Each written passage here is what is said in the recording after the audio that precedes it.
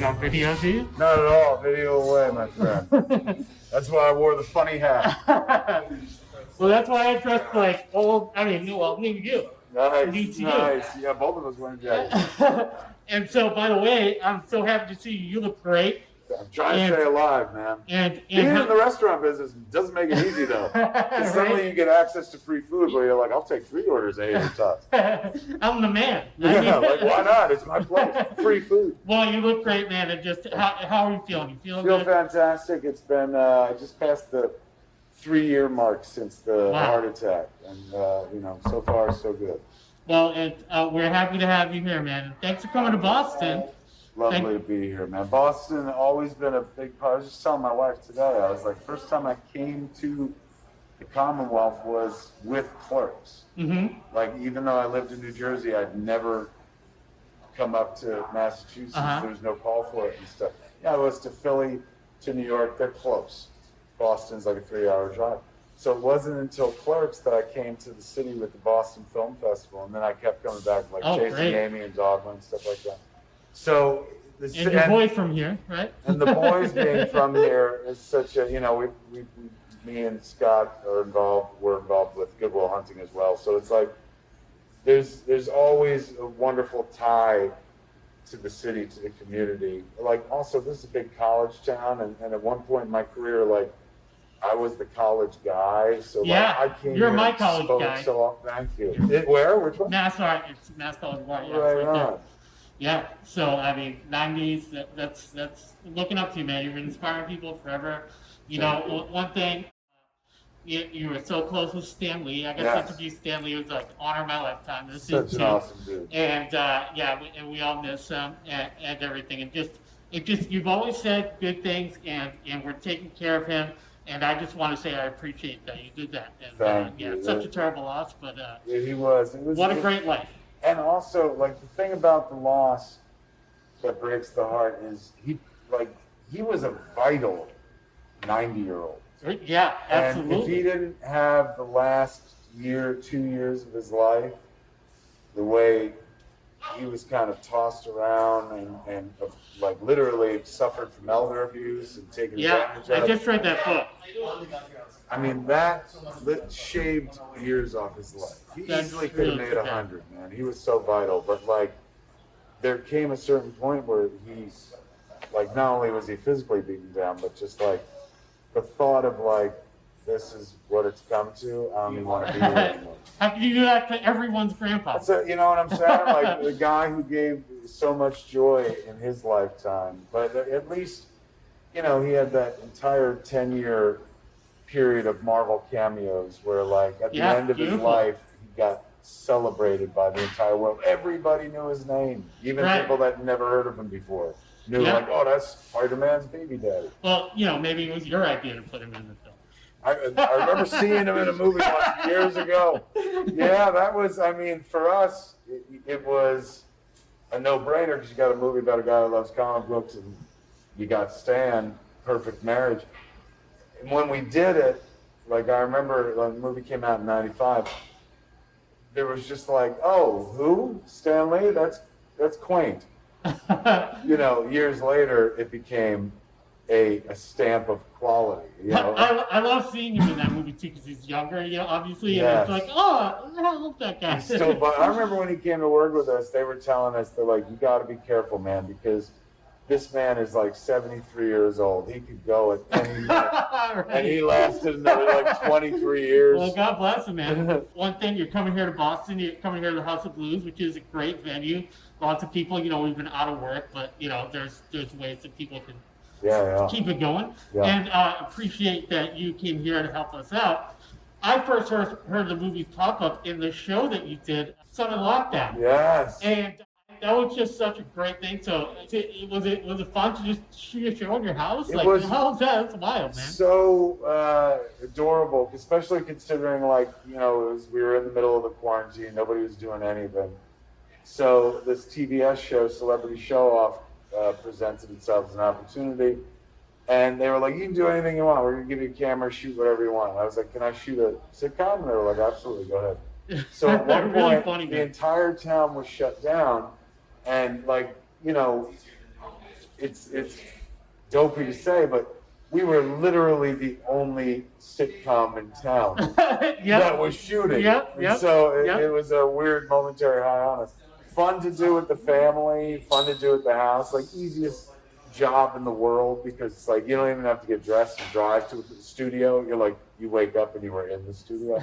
So it was such a good time. But it was a Kevin Smith joint, man. It's like I could make a great movie like a great sitcom in my house. Exactly. But it was great. It was really funny. Austin is such a rock star. He's great. Man. I put him in Clerks 3. He's so fun. Oh, it's so good. And do you have any updates that you want to tell anybody about Masters of the Universe? Any good news coming? I believe, I think the first time folks are going to see any imagery is coming up in May. We're in April right now, so next month. You like animation? I love it. It's phenomenal. The boys at Powerhouse Animation did a wonderful job. They do Castlevania on Netflix, Seis Manos, what was the Greek gods one? Blood of the Gods or something, I forget what it's called. But their style is wonderful. So all the characters look exactly like the way they're supposed to. Right. They just look like they were drawn now as opposed to in the 80s. And so you want to talk about people like elevating, man. Like I love the scripts that we came up with, but Powerhouse absolutely knocked it out of the park, elevated our scripts, made far better cartoons of our scripts than we provided them with the word power to do so. Watching the whole thing come together, man, because it, like, you know, so many people work on it. From your writing staff to then, you know, your recording just the vocal tracks, then it all gets handed over to the animators and they do. They're also, I mean, it's in a way, it's like, it's not, but it's like movie making and it's like comic books at the same time. At the same time, you know, but you've got like what 10,000 people working on it. And what's really wonderful about it is when you're working on a movie or something or a TV show, you know, you're seeing results on a regular basis because you're doing it. You know, you got this window of time to do it. When you're like just the writer or showrunner on like this animated series, like my job was kind of my main job of like, let me get this thing written, was done early on. It's the first job done. So I go about my life, and then every few days there's a delivery of like, here's an art pack, and you're like, holy shit! Like, look at, they drew all the characters. And then as time goes on, it's like, here's the first animatic, here's the second animatic. This animatic's locked. Here's the animatics episode 2. Episode 3, 4. Oh my God, the finished animation for episode 1 is coming in. So it's this waterfall of productivity that you have nothing to do with other than getting to appreciate it. Like you wrote, your part is done. I mean, you can't go and make a script change. Exactly. Well, you can. I mean, that's the thing. Like you get to, as long as like lip flap is off camera, like because my job has continued, and as much as periodically they're like, we need to pick up these lines, we need to add new lines. Netflix thinks this needs clarity. So like then you have to come up with that stuff and make that work and stuff. So you might need to even make new scenes, etc. Yeah. Generally it's not like, you know, you're never deep in the process and going like, I'm gonna write a whole new scene here. If you do that, it's a big deal because the process is like 8 to 10 months. And once it starts going, it starts going. But being at the receiving end of all the joy, the like, here's what Battle Cat looks like. You know, oh my God, this is what Evelyn's outfit looks like. This is what Evelyn looks like when she takes the helmet off. Like just every design before actually even getting to see the animatics. And the animatics is the barest form. It's like, you know, a digital storyboard or just kind of moving storyboard. And even those were so pretty. I was like, we could air this. Like, fuck finishing. Let's just air this. Right. Thankfully, the boys at Powerhouse pushed to finish because the finished product is You can't just put out the pencils. You got to ink this thing. I would, but I come from comics, so like I love when they do Batman black and white and just the pencils version. So I could have dealt with it, but people will be delighted to see how colorful the whole thing is. Not for nothing. I love your Green Hornet. It was so great. I mean, I love the comics anyway. That one, I didn't expect to like it. Thank you. And like the character. I mean, I expected to like what you did, but I was just like, oh, this is a really great thing. And it was drawn really awesome. Because you don't sometimes. Jonathan Lau, he made that. Him and Phil Hester took my story. Phil Hester, yeah. And then he broke it down. But Lau just turned it into a beautiful book that, like, oh, this, like, what was so satisfying about that for me was at the end of when I read all the books together, all the comics together, I was like, it would have worked. Yeah. Like, we could have pulled that off as a movie. Somebody could have. Absolutely. And yeah, it's kind of like coming up in comics and reading Batman and Spider-Man. You know, you don't think of Green Hornet, but then you're like, well, you can do something cool with it. Right. You know? It's true, very true. So I tried to, you know, we're on limited time here. I can talk to you all day. I tried to come up with the best Cantina question for you. Okay. That I wouldn't be embarrassed to if we were on Batman and Beyond for me to submit the question. Fair enough. But before I get to that, I watched the scene last night with the ball liquor scene with Mooby Internet. So you know, people will get a chance to come down here and they can just actually relive it. And scream, Yeah, you are the ones who are the ball lickers. That's what we provide. They'll just have to do it from their phones. Yes. You know? But that was just so funny. But my ultimate, I'm calling it the Cantina question. Okay. Is you get to Snyder cut a Kevin Smith movie, Warner Brothers, whoever gives you $30 million to maybe just even for CGI. Is it Tusk? Is it how do you make a 4-hour expanded Snyder cut of a Kevin Smith movie? I would go Red State. I would that shoot movie, the ending, like where, you know, we cheaped out at the ending because we didn't have any money. So the ending was supposed to be the apocalypse. Angels showing up, slaying people and shit like that, giant angels.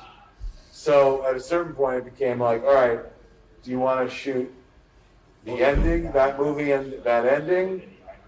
Do you want to wait to shoot that movie and that ending for however long it takes to find money for it? Or do you want to shoot a version of the movie now where you let go of the supernatural element that was in the last scene?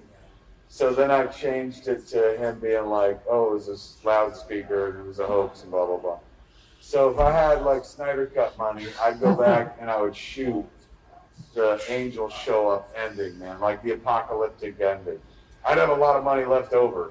But I think that would be the one that I would love to like take in the direction of the original vision. And I love Red State, what it became and stuff, but like that ending would have been so fucking weird.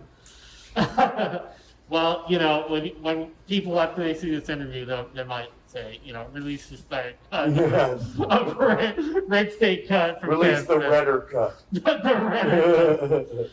Well, awesome, man. Well, I'm just so happy to talk to you, man. We can wrap it up, and I'm really excited to be here at Mooby. Thanks for helping out Boston. Oh my God! Thanks for helping out everybody here at the restaurant, and everybody make a couple bucks, and people can have some fun doing it because you came here at the exact right time. It's just about to open up. Yeah. So this is like a preview.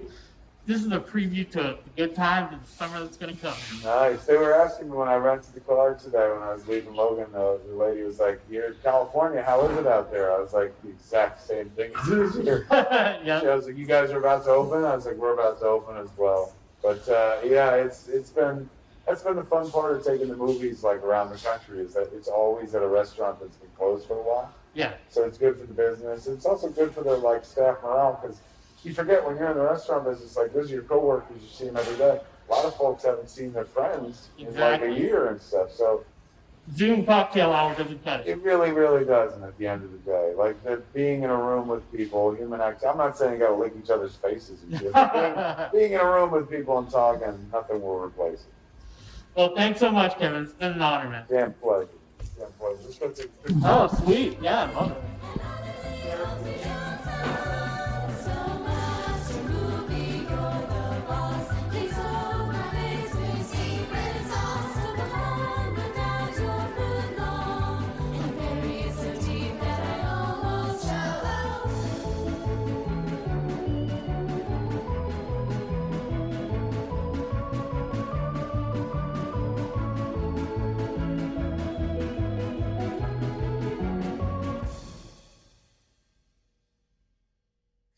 not even supposed to be here today.